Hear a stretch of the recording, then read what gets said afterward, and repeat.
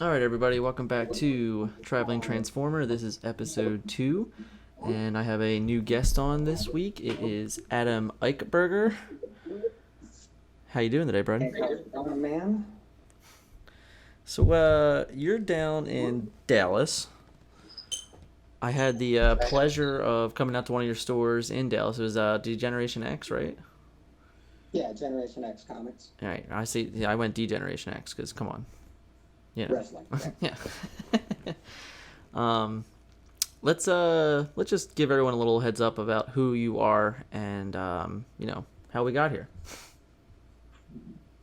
Well, I've been playing Transformers since the beginning at this point. Kind of got back into trading card games with this game specifically. I've been out of it for a little bit. Been playing for quite a bit, building the community here in Texas, all throughout the state of Texas at this point, with the help of a lot of our friends.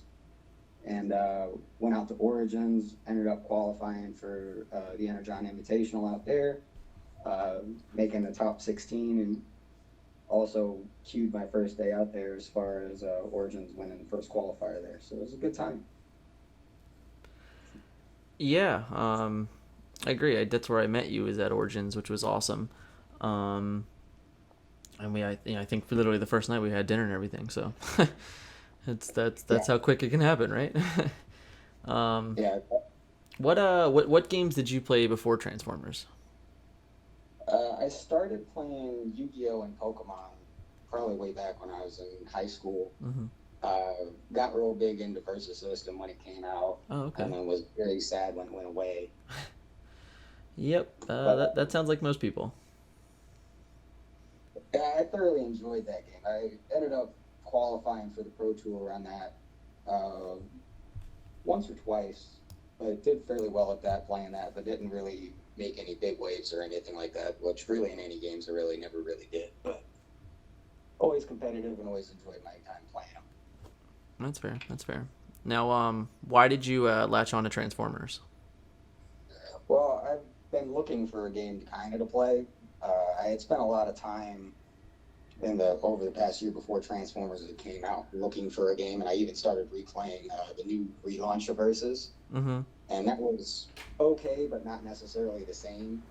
And my buddy started talking about Transformers coming out at Gen Con, and I was like, all right, give me some packs, see what's up. He kept trying to sell me on Grimlock, and the funny part is I still haven't yet to play Grimlock competitively. That's fair. That's fair. It seemed like a good setup as far as the gameplay into it. It was kind of similar to what I was somewhat accustomed to as far as just my general play style. I enjoyed the part of having the characters out there. I did try to get back into Pokemon right around the same time as well, but this one just kind of clicked for me better. That's fair. So you don't have any like kid connections or anything like that? No. Yeah, that's fine. Me either. There's nothing wrong with that. So like kind of like at the top, I had said that like I was out there a couple days before Gen Con, and I get to come out play some games at your store, which was awesome. And I met a couple of your buddies, your teammates, Calvin and Kai and Donnie. They were all going to Gen Con, but you weren't because you're a scrub, right? I mean, that's the only answer. Yeah, I had some other obligations at that point in time where I wasn't able to attend, but I was actually pretty close to buying a ticket to go, but I didn't want to do the short trip. Yeah, I don't blame you. You were talking to me. You were saying you were going to come like Friday, right? Like, that'd have been rough. I would have been flying in like Thursday night, Friday morning, try to play real quick, and then basically end up leaving on Sunday. Yeah, I mean that's what we did anyway. We left Sunday morning too, but for you to like lose a whole day of trying to queue for top 32, that'd have been kind of tough. Yeah, it would have really put the pressure on me. Yeah. Yeah, well, that's okay. You were queued, yeah. Yeah. So let's talk a little bit more about your local community. I know when I was out there, you guys were saying that you had at least like 5 or 6 stores in like just the Dallas area, right? Yeah, we got quite a few stores right now in the DFW area. Mainly, there's almost probably every other night of the week probably play Transformers right now during the week here. It's just different places scattered throughout the Metroplex at this point. We got one place that meets up on Wednesdays out in Fort Worth, as well as another place over in kind of like our Louisville area, which is a little bit north of here, but they're usually about 30 to 45 minutes apart. So we give a lot of retail space as far as where players can play from, and we try to meet up generally once a month as far as our big communities go, but sometimes it's hit or miss. So what so when you guys try to all meet up like that, like what kind of turnout do you normally get? Typically we're getting, between 10 to 12 players out for our bigger tournaments. I think our biggest turnout we had was right around 14 or 16. We sometimes, if there's enough notice, the San Antonio and Austin guys, they'll drive up, or we can potentially drive down for them. I know with the qualifiers that they've been having so far, I think they've each had about 10 to 12 players so far, if not a little bit more, but I don't have a definitive head count at this point. Okay, well, I mean, what are you gonna do?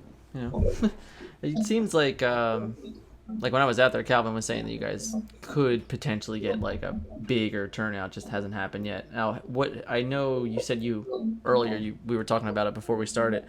You hadn't gone to a store qualifier yet, but do you know how big those events were? That's where I was kind of like, the one in Houston, I'm pretty sure was about 12 players. Yeah. I'm not sure. Well, that was the Austin one. I don't know how big the Houston qualifier was, because we didn't have anybody there that was representing us in the Houston one. I mean, I want to say they were probably about 10 to 12. Okay. I mean, that seems to be kind of most of the average I've been hearing lately. I've heard a couple that were like above average, but it feels like a lot of them have been sitting in that like 10 to 15 area. Yeah. So you have you're already qualified for PAX. What are your plans for playing? Since you didn't go to Gen Con, do you plan on playing Sword Championships?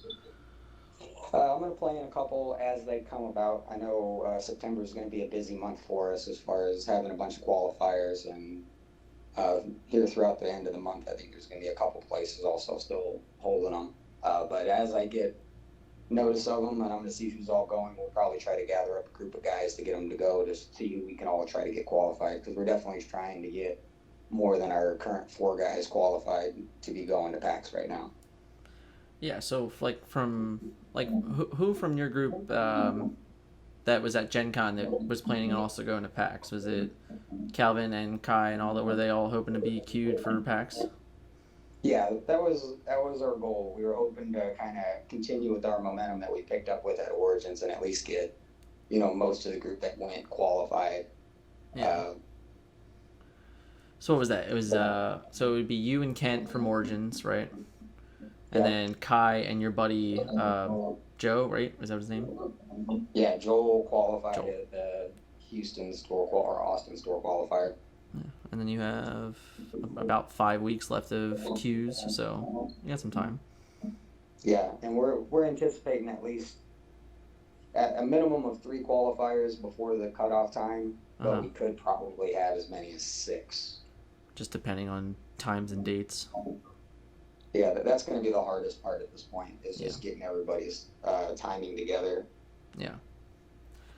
So for you, you flew out to Origins. Now I've spoken to you about this before, but how last minute of a decision was it for you and Kent to fly out to Origins? Well, Kent was fairly well decided that he was going to go, and I was in a little bit of a transition period for what I had going on, and he was like, "Hey, can you come out and help me play test for like a week straight?" So I was play testing with him pretty hardcore, and I want to say the Monday before Origins, I was sitting at home looking at flights, and I pulled the trigger and went ahead and told him that I was going to Origins that week. That's crazy. Yeah, it was pretty intense, but I felt pretty good about it, but I also wanted to go out and see what the community was about, because I felt pretty strong about how Origins was going to be, and I felt like a lot of the top players were going to be making it out for it being the first major showing of it. Yeah, I agree. So I thought it was going to be a good opportunity for myself to potentially kind of get my name out there, as well as get a good opportunity to qualify, because maybe I could have a better feel out as far as what the field was going to be, as opposed to being kind of a crapshoot into it.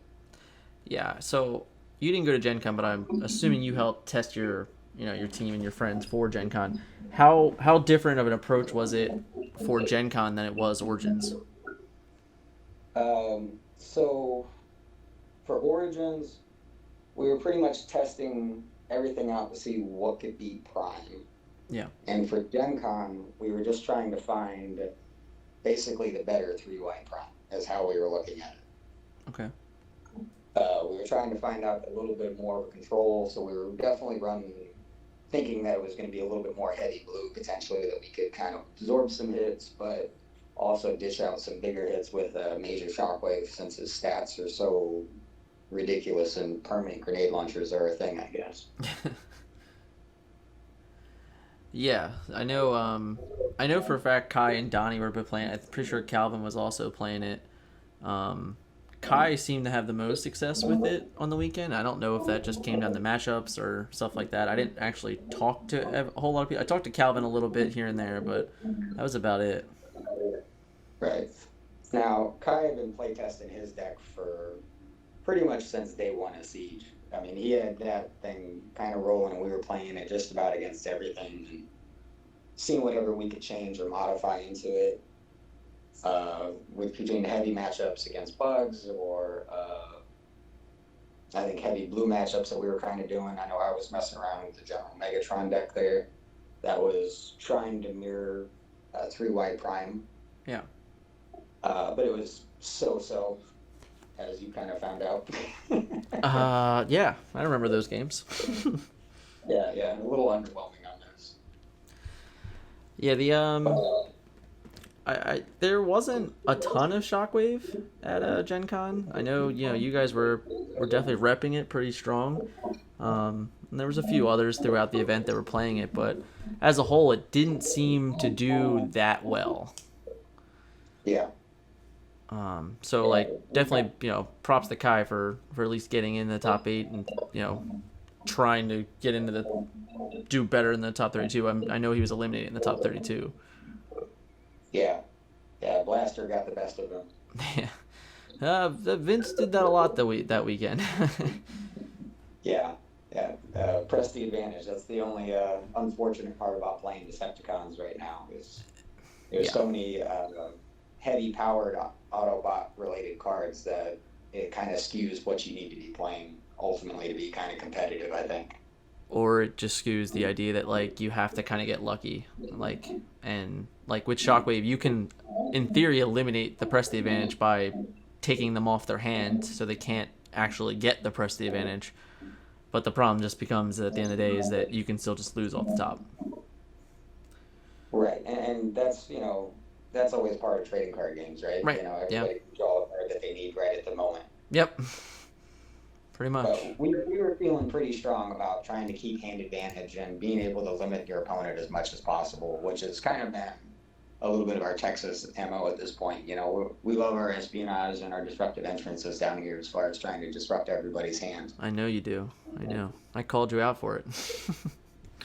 It's a force of habit. You like hand disruption. Try to limit your opponent as much as possible. Well, then everyone should just play Sentinels.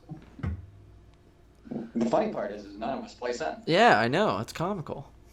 That's the funny part about it. So we got a little bit into Origins. You played Bugs day 1 of Origins, right?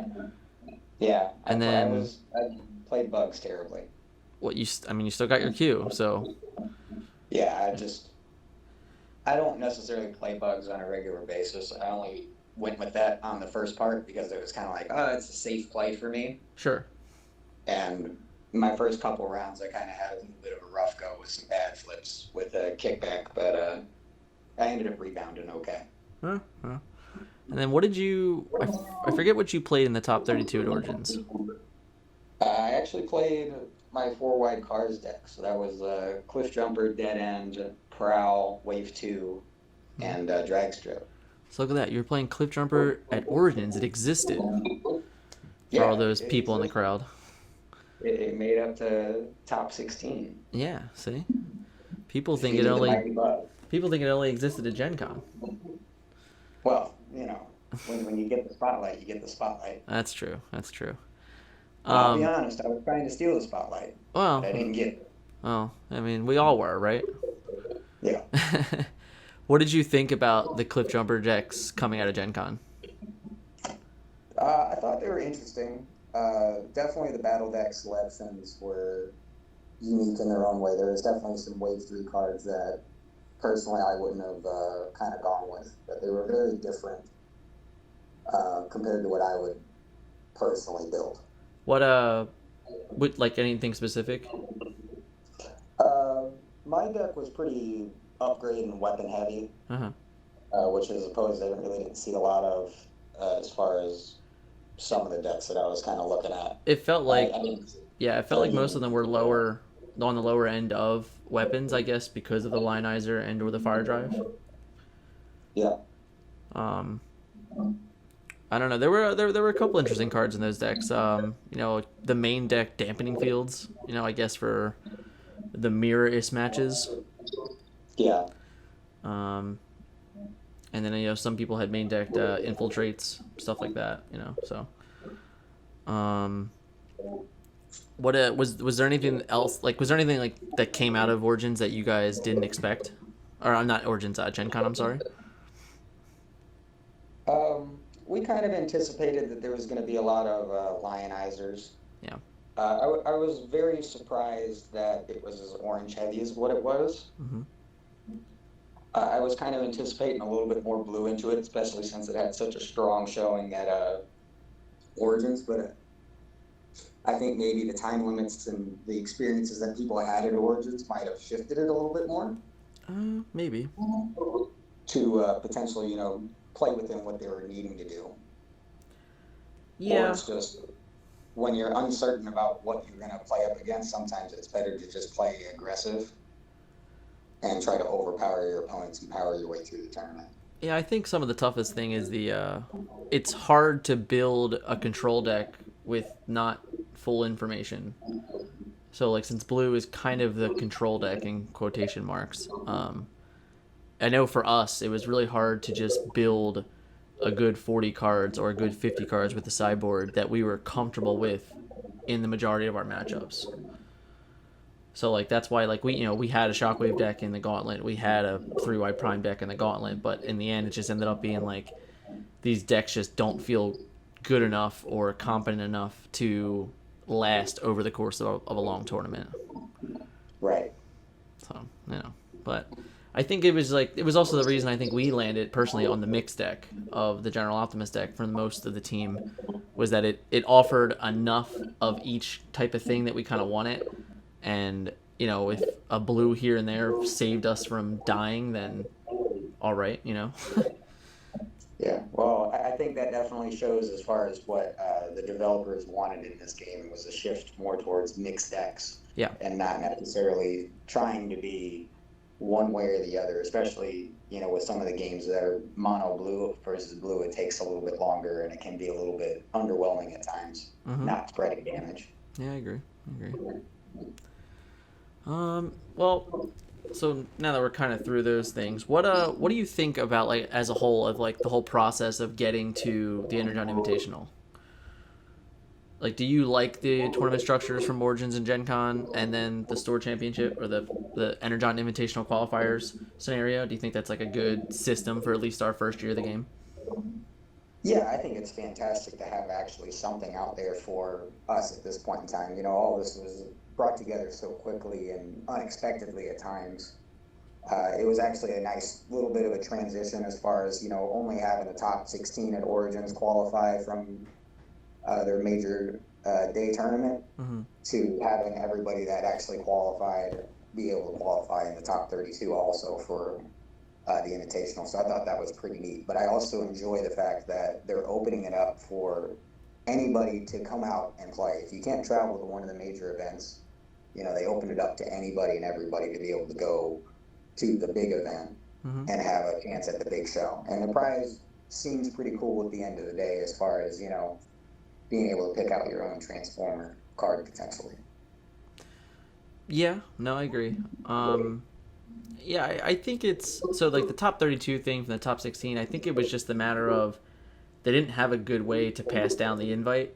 You know, if the scenario would happen that someone with an invite would have queued again. So like, I think even at Gen Con, it was at least Scott, myself, Stefan, Palmer, and maybe one other that made the top 16 again. So like they would have had 5 more invites passed down, but like to figure out how they would pass down was like impossible basically. Yeah, no, it's extremely complicated. I understand why they branched everything out the way they did, which is, it's beneficial to the game and it's healthy for what's going on. Right. I just thought it was a little bit different. I know they probably have an expected head count that they want to be at for the Energon Invitational. I bet you it's not 1,800. I would assume not. Yeah, I'll be interested to see like exactly what store champions or the Energon Invitational qualifiers, like how many of those players that win in those events from all over come to PAX. I'll be interested to see like if there's a way to identify those numbers after the fact. Yeah, I would totally love to know exactly how many people qualified for a store championship and ended up actually going. Yeah. And the kind of the variations of it, because I do like the idea that it's kind of like the store's discretion as far as what type of event that they're playing in to potentially qualify in. So I'll be curious to see how somebody who maybe qualified or won their store championship in a sealed event as opposed to a constructed event. Yeah, I don't know if like we'll ever get that exact information. Unfortunately, like I know we've heard of all different things. Guys winning an invite from 2-pack turbo. And then there's other ones that do sealed and then constructed, obviously. And that's just the way it is. I mean, now you're even going to have the one from London. Someone's going to get, not that they're going to get. I think they're going to get the invites, obviously. But they're going to fly someone in from London, which is awesome. Yep, it's very healthy for the community, and they definitely try to do the best they can for the players and allow everybody to have an equal opportunity to end up playing into their events, and that's ultimately healthy for the game because you don't see that a lot in most trading card games. It's kind of like if you make it, you make it. If you don't, you don't. But try to be the best. Yeah, I think even like the system as a whole, like on the weekends, like it's very I'm trying to think of the correct word, but it's friendly, like it allows multiple types of players to get into that top 32, and it basically does give you the idea that like anybody can win this thing. Yep.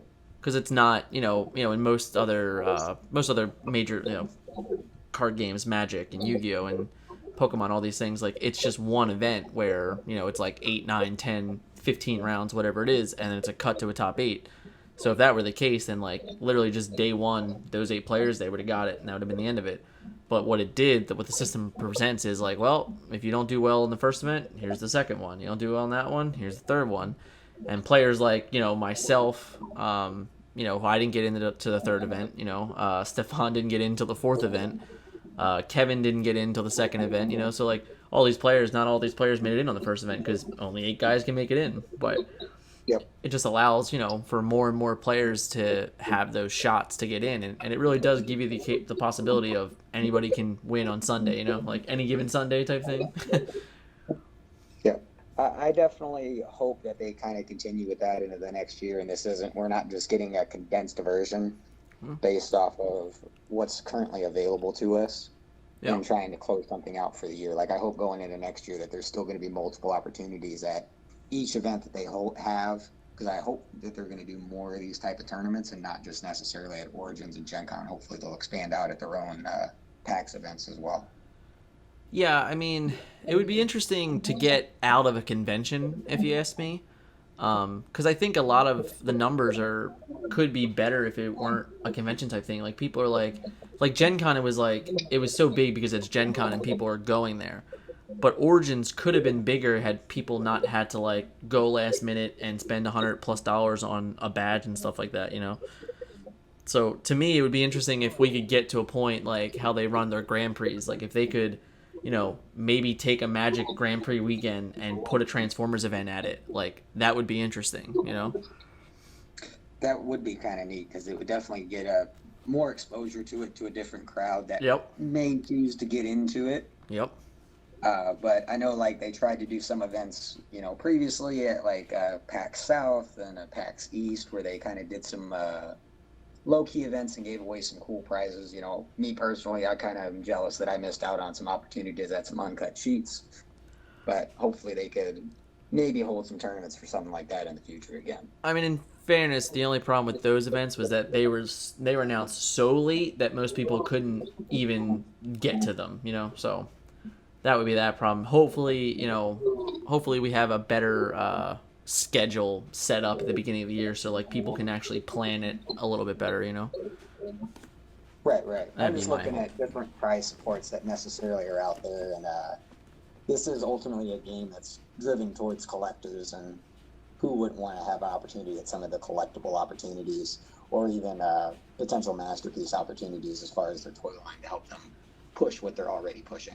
Yeah, I mean, I'm pretty sure it's confirmed that we're going to get some type of toy prize at the Energon. So, right there, that's going to be anyone that's fan of Transformers that collects the toys, which I know in my area is plenty of people that all love it. Like the guys from Wreck and Roll collect, and Vince collects, and plenty of other people in the area are always posting toy pictures and stuff like that. So all those guys are definitely stoked about trying to win some toys.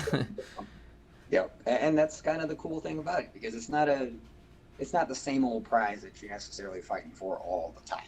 Right. Everybody likes money at the end of the day, but sometimes it's nice to walk away with a little bit of a trophy that you can hold on to. Oh, I'm still upset I don't have that cube on my desk right now. Oh, I could imagine. So, I didn't even know it existed at the time, but I'm definitely more upset that I lost because it existed.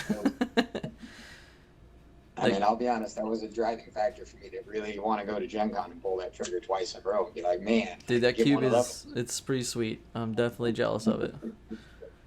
Yep. And just because this is the first time I'm talking about the cube, like, props to Drew and the crew for sending Kevin another one. That was very, very kind. Yeah, that was very awesome of them. I thought that was a good way for them to take care of, their champions in the community and put out a good name for themselves as well. And I don't know how he didn't kill that security guard that dropped that thing. Oh, I would have been banned from TSA. Yeah. Oh, no man. fly limit, real quick. Oh man, that'd have been so bad. Props to Kevin for restraint. Yeah. All right, so I want to go to our final thoughts here. First, I'm going to let you, if you have any questions you'd like to ask, feel free. I've been bothering you for the last half hour. No, man. I mean, it's always good just being able to kind of hang out, talk about the game. Yeah, that's fair. Share and reflect upon, experiences within this, and hopefully keep growing and learning the rest of the community, and, getting the right exposure out there for everybody. Yeah, I agree. All right, well then, I'm going to pick your brain for a couple minutes here.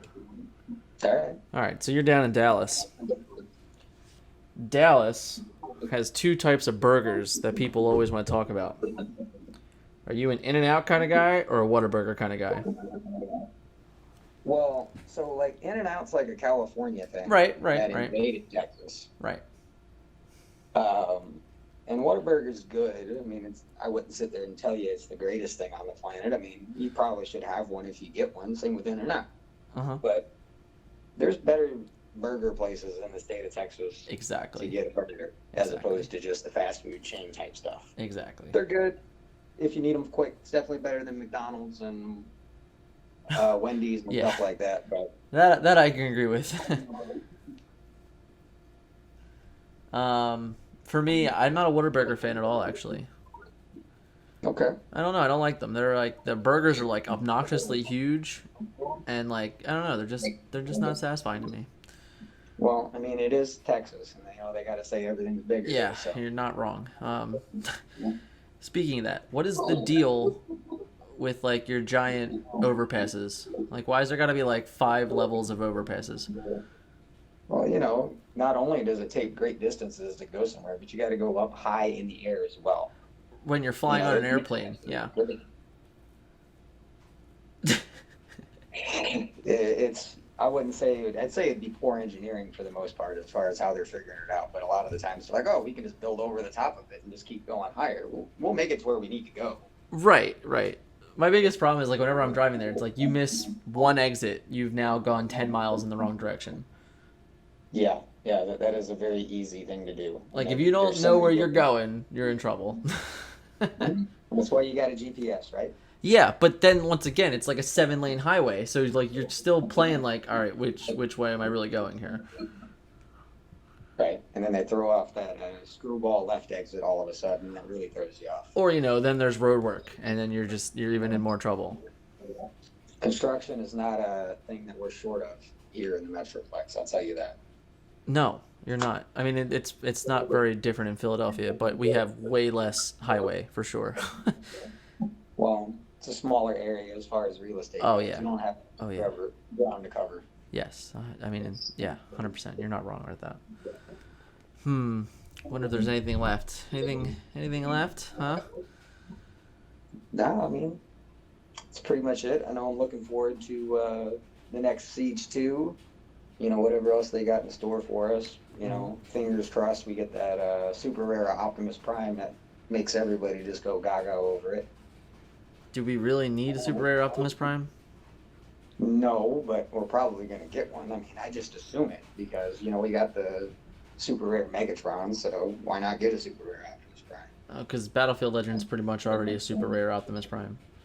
No, he's a rare, sir. He's right, a rare. But like, he's that good, so. He is that good, but there's a lot of things from Wave 1 that's pretty stout that is going to carry on throughout the life of the game at this point until they do a rotation, hopefully 10 years down the road when this game's still going. 10 years, that's a long time. I'm just hoping, man. Yeah. I would if we're talking rotation, I would consider it like at the 2-year mark. Well, all depends on how many sets they release. Right. I mean, like I said, if I think if you get to like set 7, you can afford to make a rotation. I'm not saying they will, but I think that's comfortable enough for me.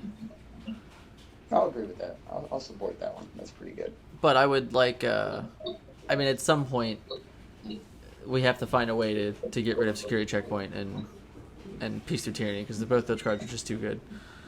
Yeah, they're going to reprint them as star cards eventually. I think I'm okay with that.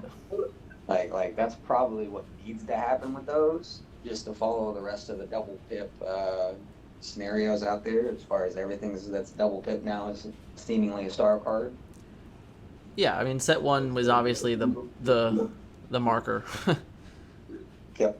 It was like, well, improvised shield, this card's not good at all. It can be double large, and then they made Peace Through Tyranny, and someone just missed that spot. Well, I don't think you can't think too far ahead of the game. No, yeah, no, 100%. That like it's kind of hard to always play back and to get your experiences together as far as, well, how does this necessarily interact in a positive or negative way? Yeah, I just some part of me wishes that like Mounted Missiles was like the card that wasn't the star card, because that's a card that I would like to see get more play, and it just doesn't because it's a star cost, you know. Yeah, no, I agree with that because I think it's very versatile and a lot of aggressive decks. Yeah. But maybe we'll get some similar cards to it. Like, I like the idea of being able to play cards in different slots and manipulate the game state a little bit differently than what your standard cards happen to be. Yeah, I mean, like like Mounted Missiles is like the ruling exception, and then one of the Megatrons, right? You can just put something wherever you want. Yeah, the first Megatron. Yeah, the living weapon, right? Yeah. Yeah, I mean, cards like that just, you know, it'd be interesting to see for them to have more playability.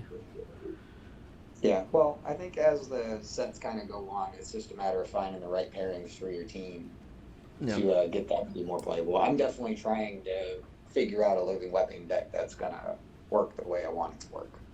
What about, since it kind of came up in Tech Talk and I just thought about it in my head, what about Micromasters? Have you explored Micromasters at all? A little bit here and there. I've kind of played a couple decks with them.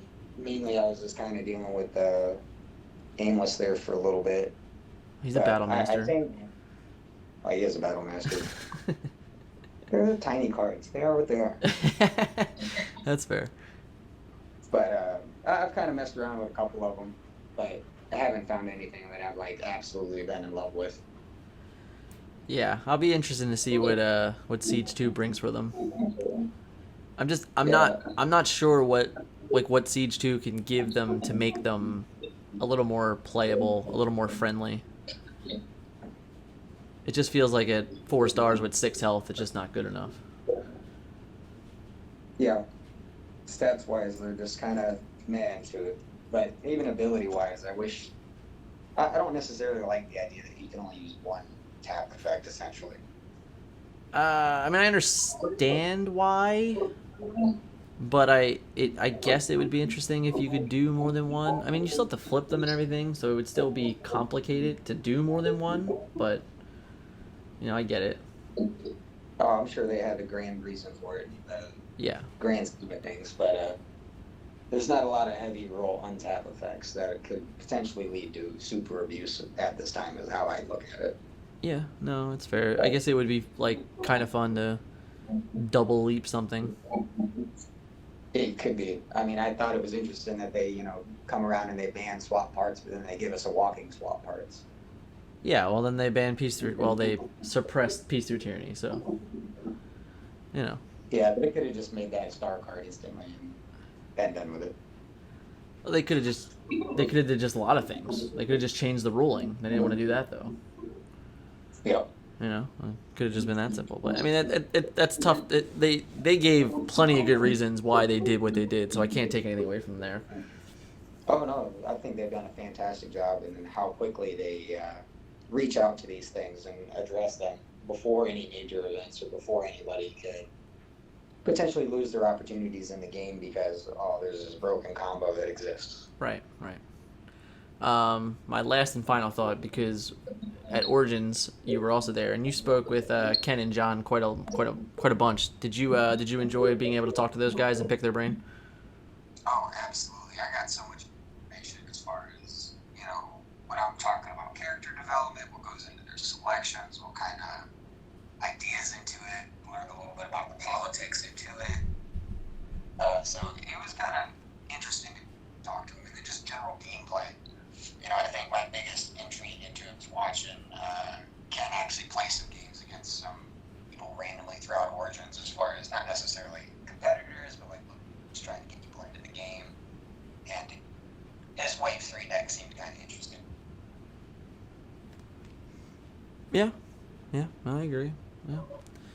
Well, thank you very much for sitting down with me, Adam. I look forward to hearing everything that comes out of you guys from the Store Championships. I hope everyone gets queued for Energon, and I definitely look forward to seeing you in Philadelphia, man. Yeah, most definitely, man. I'm looking forward to coming out there, and hopefully we're bringing a big crowd from Texas to try to make our own card. Yeah. Do you have any idea what you would make? Right now, because I'm a sucker for Ghostbusters, is I want to make that Ectotron card. I'm a team Ectotron. Okay. All right, I like it. All right, sir. Thank you again for sitting down with me, and hopefully we'll have to do it again sometime. Yeah, most definitely, man. It's good talking to you. See ya. Hey guys, Dan here from VectorSigma.info. We wanted to take this moment to thank all of our patrons for believing in the service we're providing. If you're not yet a member of a Patreon, feel free to click on the link for other podcasts like this one, or verse videos, or any of the other great content that we provide on our YouTube channel. Thanks, guys.